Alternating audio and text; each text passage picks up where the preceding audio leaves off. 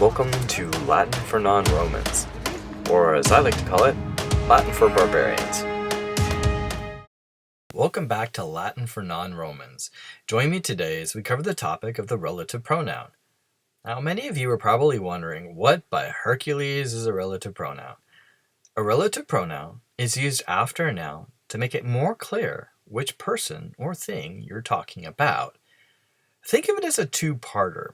The first part of your sentence is often referred to as the antecedent, and this just means what comes before.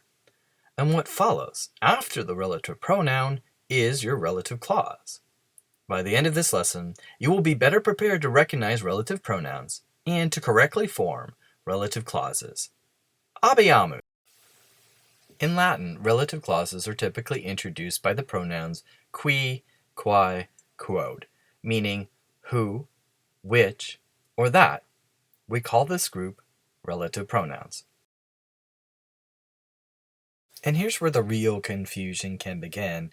So while relative pronouns look back to their antecedent in gender and number, they tend to look forward to their own clause for their own case.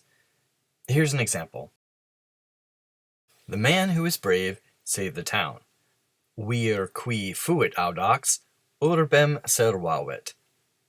See how quae looks forward in its own case, which is nominative, because it's the subject of the relative clause. But it takes its cue from vir, which is in the masculine singular, for gender and number. But what if the relative pronoun is not the subject of your relative clause? You might have something that looks like this. The man for whom there was hope saved the town.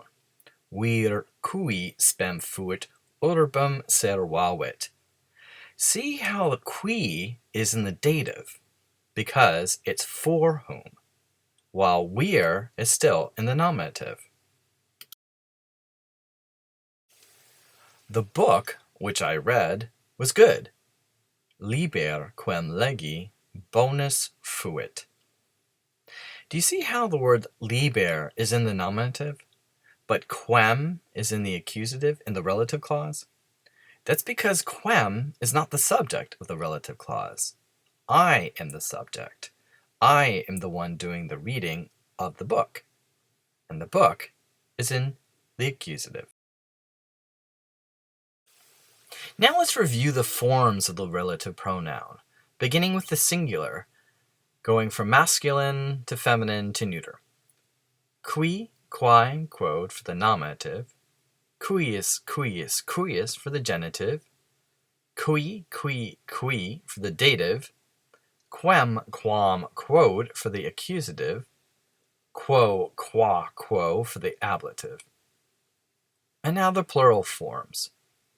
Qui, quae, quae, quorum, quorum, quorum, quibus, quibus, quibus, quos, quas, quae, and finally quibus, quibus, quibus.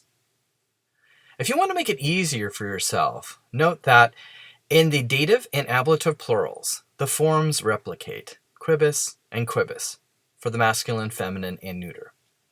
And as always, with the neuter, the nominative and accusative repeat their forms with quae and quae. Thank you all for joining me today for Latin for Non-Romans. I look forward to seeing everyone next time.